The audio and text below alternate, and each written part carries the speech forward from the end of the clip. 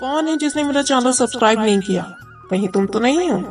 अगर नहीं किया है तो जाओ जल्दी से पहले चैनल सब्सक्राइब करो और वीडियो को लाइक कर देना। धानी नामक गांव में संध्या नाम की एक औरत रहती थी। संध्या अपने बीमार पति की सेवा करती और अपने बच्चों का खुद ही लालन पोषण करती। घर चलाने के लिए वह दूसरों के घरों में जाकर काम करती थी।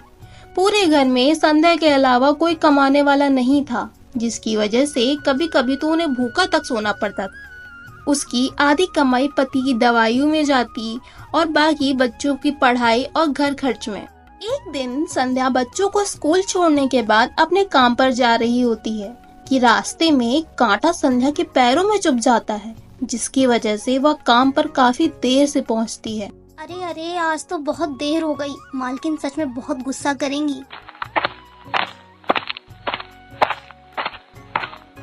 ओहो, आ गई महारानी साहिबा। समय मिल ही गया आने का। अरे आराम से आती, आपका ही तो घर है। माफ करना मालकिन, आज थोड़ी सी देर हो गई। वो ना बस बस, मुझे कुछ नहीं सुनना। तू ही जाने तेरे पास कितने बहाने हैं। ये ले, तेरे इस महीने का हिसाब कर दिया है और अब से आने की कोई जरूरत नहीं है। पर मालकिन। हताश होकर संध्या घर वापस आती है और गहरी सोच में डूबी रहती है। वह सोच रही होती है कि अब वह कैसे घर को संभालेगी। माँ भूख लगी है, खाना दो ना। माँ सुनो ना माँ। हाँ रुको, अभी देती हूँ। बच्चों को खाना खिलाकर संध्या उन्हें सुला देती है। अगले दिन होते ही संध्या बच्चों को स्कूल भेजकर घरों में काम ढूंढने निकल जाती है। वह कई घरों में जाकर काम के लिए पता तो करती है, लेकिन उसे कहीं काम नहीं मिलता।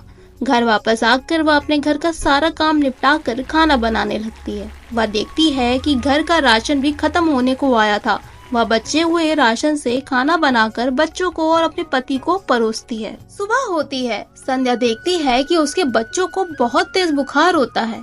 डॉक्टर आकर बच्चों को देखकर एक पर्चे पर दवाइयाँ लिखकर संध्या को देते हैं और वहाँ से चले जाते हैं। परेशान संध्या यही सोच रही होती कि अब वह कहाँ से दवाइयों का इंतजाम करेगी। तभी संध्या देखती है कि एक चुड़ैल आसमान में आम खाते हुए जा रही थी। आम खाकर वह गुठली संध्या के घर की क्यारी की ओर फेंक देती है।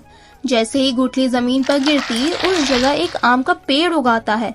यह सब देख संध्या दंग रह जाती और उस आम के पेड़ के पास जाती। पेड़ पर बहुत सारे आम लगे होते हैं। उनमें से एक आम संध्या पेड़ से तोड़कर अंदर ले आती और अपने भूखे बच्चों को दे देती। आम खाते ही बच्चों का बुखार अचानक ठीक हो जाता है और बच्चे फिर से खेलने कूदने लगते हैं। यह सब देख संध्या को या तो समझ आ गया था कि ये आम कोई मामूली आम नहीं बल्कि चमत्कारी आम है। वह बाहर जाकर एक बार फिर पेड़ के पास जाती है और इस बार कुछ ज्यादा आम तोड़ लाती है। अंदर आकर वह एक आम अपने पति को देती और एक आम खुद खाती।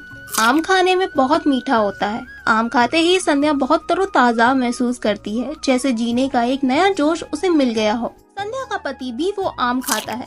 जैसे ही वो वह आम खाता, उसकी सारी बीमारी जैसे चुटकी बजाते ही गायब हो जाती है। वह इतना खुश होता है कि संध्या को दौड़ कर दिखाता है और कहता है, संध्या देखो संध्या, मैं बिल्कुल ठीक हो गया। तुम देख रही हो ना मुझे। हे भगवान, आपका बहुत बहुत शुक्रिया। अब संध्या समझ चुकी होती है कि ये कोई साधारण आम नहीं बल्कि जादुई आम है। वह पूरी बात अपने पति को बताती है कि कैसे चुड़ैल के आम खाने के बाद उसके गुठली फेंकने पर वह रहस्यमयी चमत्कारी आम का पेड़ उनके यहाँ उगाता है और उसको वह पेड़ दिखाने ले जाती है। ये देखो, ये है वो जादुई आम का पेड़। दोनों साथ में उस पेड़ के पास जाकर उससे आम तोड़कर बाजार में बेचने जाते हैं। जब वह आम बेच रहे होते हैं तो एक बूढ़ी औरत उनकी आम की ठेले के पास आती है।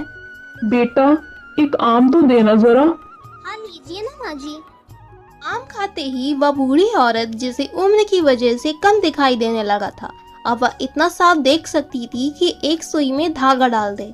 इस हादसे के बाद यह बात पूरे गांव में हवा की तरह फैल जाती है और भारी तादाद में लोग वहां पर आम खरीदने आते हैं। आम बेचकर संध्या और उसका पति अब बहुत पैसे कमा लेते हैं। उनके घर में अब किसी भी चीज की कमी नहीं होती।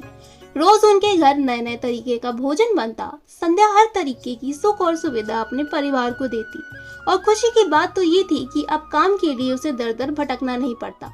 संध्या रोज सुबह चमत्कारी पेड़ से रहस्यमय आम तोड़ती और गांव में बेचने जाती। उस जादुई आम की वजह से लोगों की तकलीफें भी ठीक होती और संध्या उनसे अच्छे पैसे भी कमा लेती।